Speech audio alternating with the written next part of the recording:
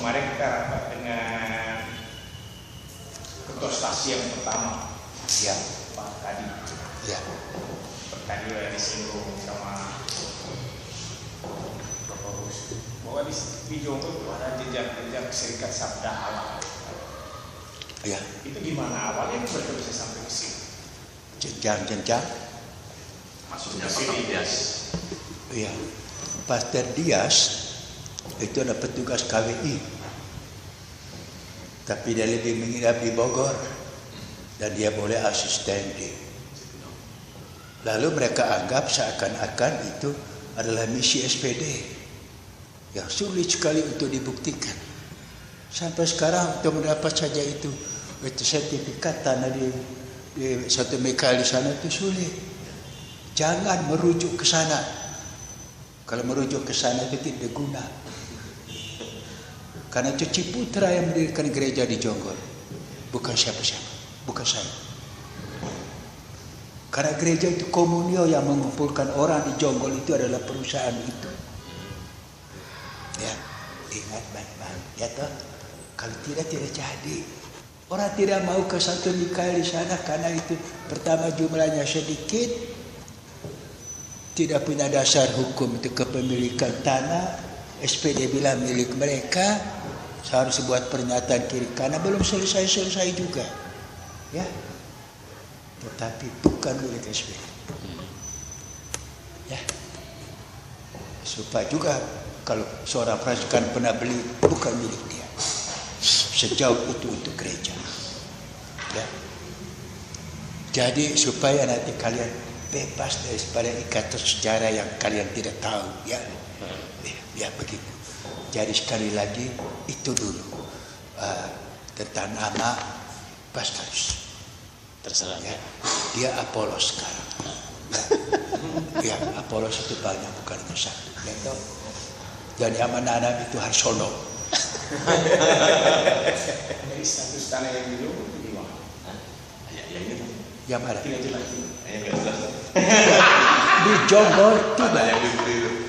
Di Jonggol kita berlindung di bawah Ciputra. Karena itu adalah real estate di mana setiap kesatuan agama mendapat bagiannya. Itu yang harus ditanyakan, bukan nama. Ya. Maksudnya yang tanah dibeli oleh Pak Dias itu. Ya sudah, dia tidak akan pindah kemana-mana. Di belakang pun tidak apa-apa. Dia tidak akan jadi paroki. Ya, Ciputra tidak tanya kita waktu dia membuka itu real estate. Ya.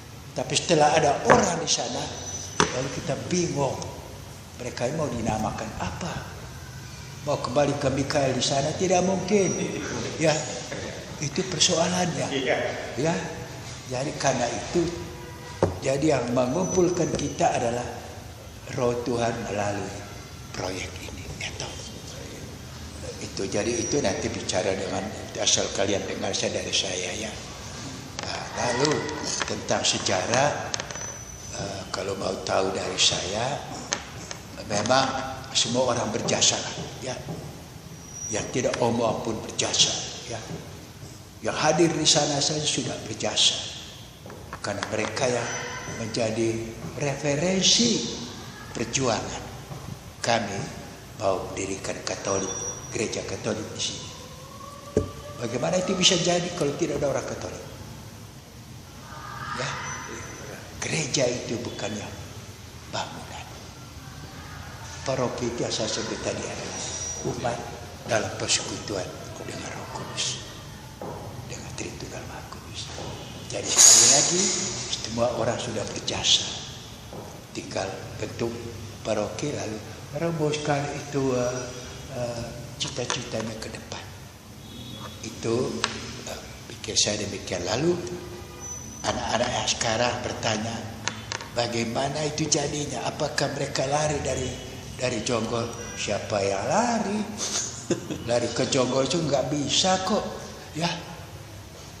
Ya, karena waktu itu masih di Jonggol itu para remo itu repot untuk melayani, apalagi dari Bogor, ya, ya berat, ya. Nah sekarang maka saya buka itu kota wisata itu saudara-saudara saya dari Flores yang menjadi martir semuanya sekarang, atau dikatakan apa? Kenapa buka di kota wisata? Lalu harus di mana? Harus di pasar di atas. Pika. Ya. Ya. Ya. Ya, itu awalnya begitu, ya toh. Dan setelah jadi baru mulai iri hati. Ya. Tapi timbul lagi yang lain-lain, di depannya sudah ada lagi. Bapak Uskup, kita pernah mengutip pernyataan Bapak Uskup waktu khotbah setelah bangunan gereja pertama diruntuhkan. Bapak Uskup bilang bahwa ini harus dilihat sebagai sebuah rahmat. Sebuah rahmat. Ya. Sebagai rahmat, karena kalau saja nih gereja lama ini tetap dibangun, tapi ukurannya masih kecil dibandingkan umatnya semakin banyak sekarang. Ya. Dan juga kita melihat dengan keruntuhan itu sebenarnya banyak hal positif yang muncul. Karena dengan itu umat semakin menjalin kerjasama dan mengenal banyak ustadz di sana. Jadi itu semua mengamini kata-kata Bapak Uskup waktu itu.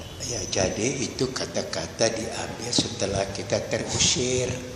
Kalau sejarahnya itu begini.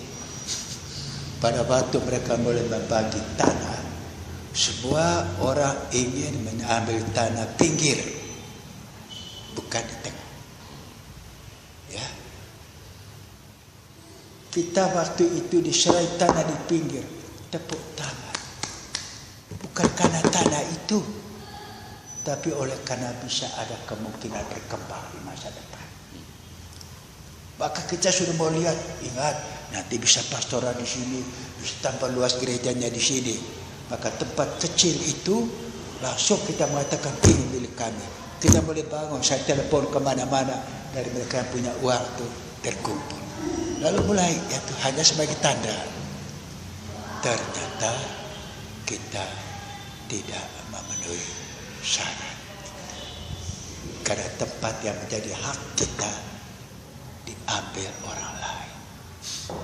Kita diberi hak oleh negara, tapi kita dikelabui oleh developer. Ya. Developer itu memberi pada kelompok Kristen apa yang tidak boleh diberikan. Karena setiap agama hanya boleh dapat sebidang. Bukan berdampingan macam begitu. Jadi benar tempat yang sekarang kita tempati adalah bukan tempat Protestan. Karena untuk pemerintahan ada satu gereja Protestan. Ketika ada dua, lalu masih ada Katolik. Lalu mereka mengatakan ini bukan untuk kamu, itu gereja Katolik. Runtuhkan. Kita punya juga harus diruntuhkan. Itu sejarahnya. Ya. Supaya umat nanti tahu, tapi kita jangan menyakiti hati orang Protestan. Mereka sudah cukup di hati sakiti oleh karena persekongkolan. Simpan aja di hati ya. Ya.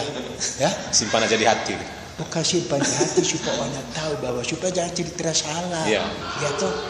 Maka kita ambil tanah itu dulu dengan senang hati, tapi setelah kita dipaksa kembali, apa boleh buat? Itulah situasi sekarang.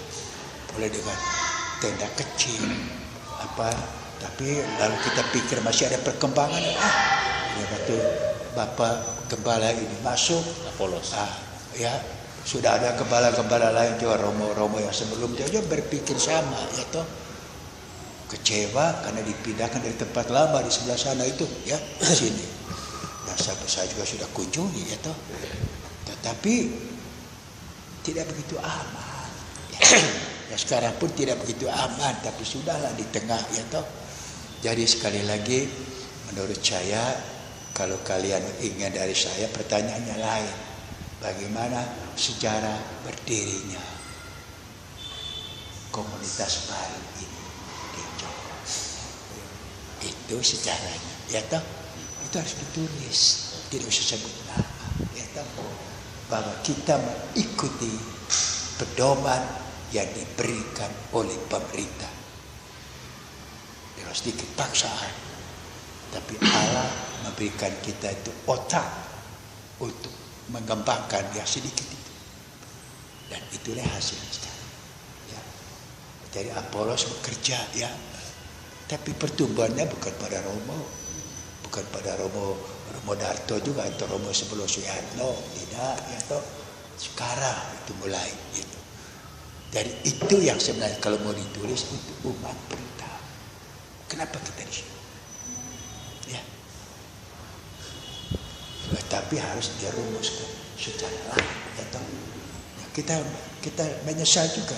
Gereja Protestan itu berminggu itu dari pagi sampai sore. Ya. Tetapi masing-masing denominasi, bukan orang yang sama. Tapi nama sama, tapi hati lain. Kan begitu kan? Ini coba dia jadi batu sandungan juga buat Katolik. Tidak apa-apa. Saya bukan punya filsafat, punya sabar, apa semua ya toh. Sahabat. Ya. Tapi sudah daripada tidak ada. Ya. Itu bahasa filsafatnya begitu ya. Nah, ada tanda kosong di depan juga bosku. Ya. Rencana kami kalau ada uang kalian mau beli.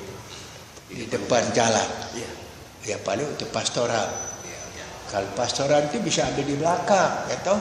Belakang Sudah dibeli jalan. satu rumah. Lebih baik di belakang supaya pastoralnya jangan diganggu. Sudah. Dan gerejanya jangan diganggu, ya. Jaga dari belakang itu lebih suka daripada jaga dari depan. Ya. Depan itu boleh beli kalau ada uang untuk kegiatan lain. Ya. Jadi ya saya sudah senang sekali ini. Lalu satu cerita. Ketika dalam keadaan sulit begini, tiba-tiba seorang notaris yang bekerja sama dengan Ciputra melaporkan saya ke Duta Vatikan yang berasal dari India, bukan dari Sri Lanka. Dia panggil saya sebelum saya pergi ke Palembang untuk saya di komisi keluarga, komisi pendidikan. Dia bilang ada laporan dari umat bahwa saya tidak mendukung umat yang memperjuangkan gereja. Saya bilang, bongos umat itu, ya toh. Dia tidak tahu masalahnya. Kan dia mengatakan saya itu pilih muka, ya toh. Tidak perjuangkan, tidak cari dana untuk jonggol. Padahal saya bicara dengan Ciputra dengan janji banyak-banyak. Untuk membantu tidak jadi juga. Saya dudukkan dalam perkumpulan dia untuk itu pendidikan. Saya akan ada di dalam, ya. Tapi saya dilaporkan begitu. Saya bilang pada kita itu bagus. Anda akan mendapat laporan dari saya. Orang itu saya tidak kenal, ya. Orang Katolik itu namanya siapa? Notaris. Jessica. Kalau dia sekarang itu melaporkan saya, dia tidak tahu mengenai sejarahnya. Dia malah anggap itu seakan-akan dia bisa berbuat sesuatu untuk dari. Tidak. Selama uskup mengatakan tidak. Duta Vatikan juga itu dia jatuh sendiri. Ya, karena percaya itu omong-omongan. Iya, itu sejarah. Ya. Kadang-kadang umat kita itu menjual sama sendiri. Karena tidak ada apa-apa lain yang dia patut jual. Ya.